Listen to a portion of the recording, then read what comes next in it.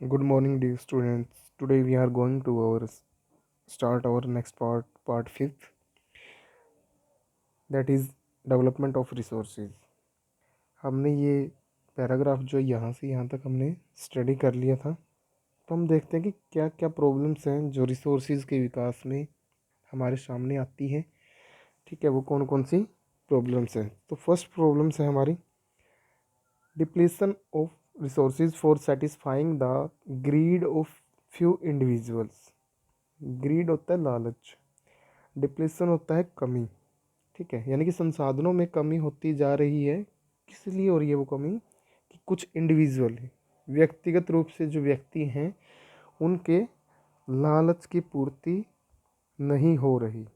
ठीक है, उनका लालच इतना बढ़ गया है कि ज़्यादा से ज़्यादा वो रिसोर्सेज संसाधन जो है वो इस्तेमाल कर रहे हैं, ज़्यादा से ज़्यादा पैसा वो कंज्यूम करते हैं।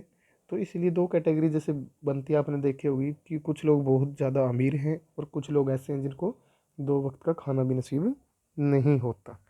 ठीक है, तो हमारी ज़रूरतें क्या है? रोटी, कपड़ा और मकान। जो बाकी हैं वो लग्जरी में आती है, ऐशो आराम की चीज़ें होती हैं कि गाड़ी है, ठीक है, हवाई जहाज़ है, जो भी है ये सब चीज़ें हमारी लग्जरी में आती हैं, ऐशो आराम की वस्तुओं में काउंट की जाती है। Accumulation of resources in few hands. Accumulation होता है जमाव।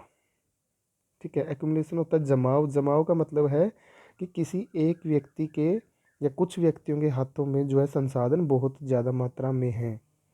ठीक है, किसी के पास लग्जरी फ्लैट्स हैं, रहने के लिए बड़े बड़े घर हैं, फार्म हाउस हैं, और किसी के पास झुग्गी झोपड़ियाँ हैं, which in turn divide the society.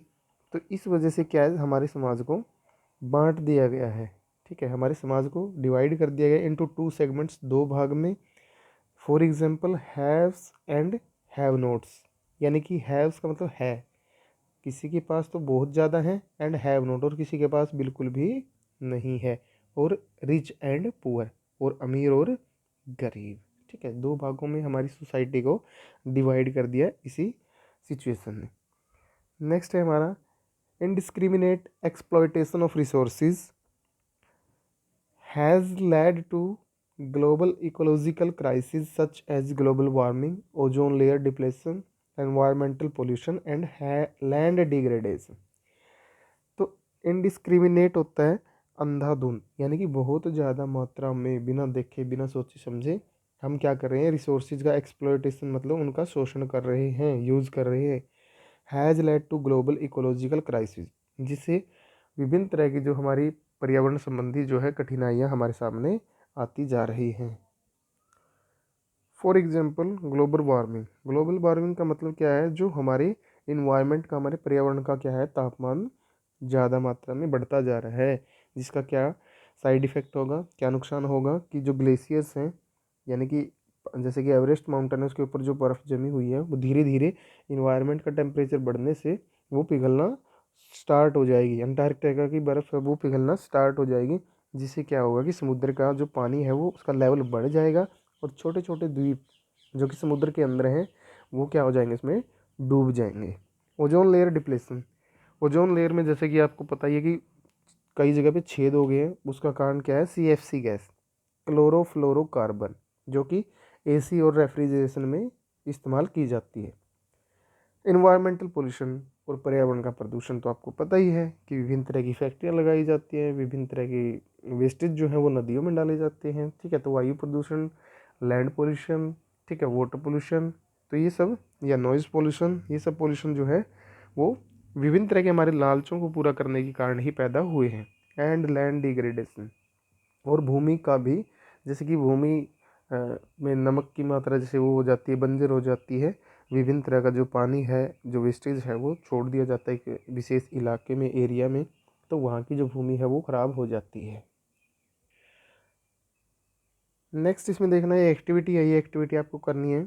Imagine if the oil supply gets exhaust one day, how would this effect affect our life style. ये कहते हैं कि इमेजिन करो, सोचो, मान लो कि अगर तेल जो है, ठीक है, तेल की सप्लाई या आपूर्ति एक ही दिन में तेल हमारा ख़त्म हो जाए, तो हमारी लाइफ स्टाइल के ऊपर, हमारे जीवन के ऊपर उसका क्या प्रभाव पड़ेगा, उसको सोचना है एक बार। ठीक है, कि क्या क्या बंद हो जाएगा, क्या किस चीज़ की आपूर्ति होनी बंद हो जाएगी, हमें क्या चीज़ें नहीं मिलेंगी। ठीक है, नेक्स्ट है plan a survey in your colony village to investigate people's attitude toward recycling of the domestic agricultural wastes. अपने गांव में, अपनी कॉलोनी में आपको क्या करना है कि सर्वे करना है और इन्वेस्टिगेशन और पता लगाना है पीपल का, यानी कि लोगों का नज़रिया क्या है किस बारे में, कि जो डोमेस्टिक घरेलू और एग्रीकल्चरल, यानी कि जो हमारे खेती बाड़ी संबंधित जो वेस्ट हैं उनको हम कैसे इस्तेमाल कर सकते हैं, कैसे इनको रिसाइकिल कर सकते हैं। आस्क क्वेश्चन अबाउट, कुछ क्वेश्चन आपने पर्सन पूछने हैं, कौन से हैं वो। What do they think about resources they use, वो संसाधन जो वो इस्तेमाल करते हैं उनके बारे में उनके क्या विचार है, वो क्या सोचते हैं उनके बारे में। जैसे कि बाइक है, गाड़ी है, ट्रैक्टर है, वो यूज़ कर रहे हैं, उसके बारे में उनके क्या विचार हैं। नेक्स्ट है what is the their opinion about the waste and its utilisation, यानी कि जो वेस्ट है उसके बारे में उनके क्या विचार है और उनके यूज़, इस्तेमाल कैसे हो सकता है उसके बारे में वो क्या जानते हैं। कोलाज योर रिजल्ट्स, और जो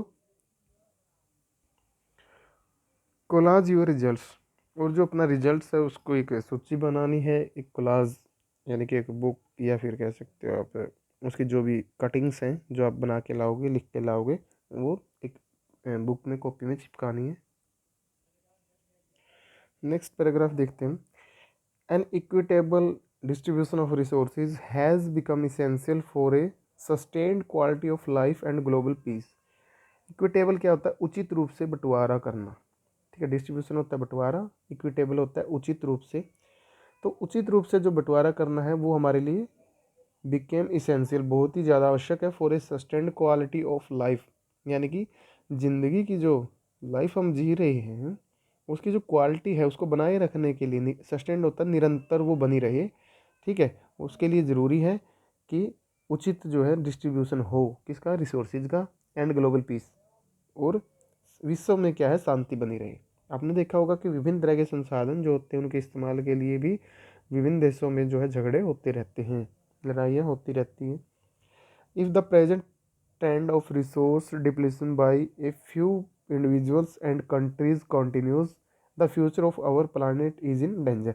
ये कहता है किसी एक देश या किसी कुछ व्यक्तियों द्वारा अगर ये ऐसे ही रिसोर्सेज का इस्तेमाल चलता रहा अंधाधुंध, तो फ्यूचर में, भविष्य में क्या होगा कि हमारा जो ग्रह है पृथ्वी वो खतरे में आ जाएगा। Therefore resources planning is essential for sustainable existence of all form of life.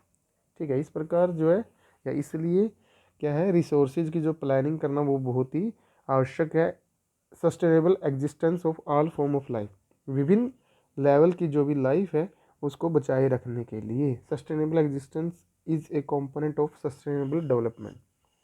ठीक है, सस्टेनेबल एग्जिस्टेंस यानी कि विभिन्न तरह से, तरीके से हम क्या कर सकते हैं, रिसोर्सेज जो उनको कायम रखना, वो क्या है कि सतत विकास का हिस्सा है। ठीक है, सतत विकास मतलब लगातार विकास होता रहे। अब सस्टेनेबल डेवलपमेंट क्या होता है, यानी कि सतत पोषणीय विकास, इसका होता है सतत पोषणीय विकास, यानी कि लगातार विकास चलता रहे, लगातार काम चलता रहे। मान लो आपको एक दिन बहुत सारा खाना खाने के लिए दे दिया जाए, तो क्या आप उसका सही इस्तेमाल कर पाओगे? नहीं। और अगर वही खाना आपको डेली जो भी आप 2-3 टाइम जो भी आप खाते हो, टाइम टू टाइम आपको दिया जाए, तो क्या होता रहेगा, आपका सतत विकास होता रहेगा, निरंतर विकास होता रहेगा। Sustainable economic development means development should take place without damaging the environment. और सतत पोषणीय विकास का क्या मतलब है कि बिना पर्यावरण को नुकसान पहुंचाए हम क्या करते हैं, अपना विकास करते हैं, यानी कि विकास की जो प्रक्रिया है उसको चलाते रहते हैं लेकिन बिना पर्यावरण को नुकसान पहुंचाए। And development in the present should not compromise with the needs of the future generation. ठीक है, और आज का जो विकास है, यानी कि आज हमें जो विकास करना है वो कॉम्प्रोमाइज़ यानी कि समझौता नहीं होना चाहिए, किसके साथ, फ्यूचर जनरेशन, यानी कि आने वाली पीढ़ियां जो है वो भी संसाधनों का इस्तेमाल कर सके।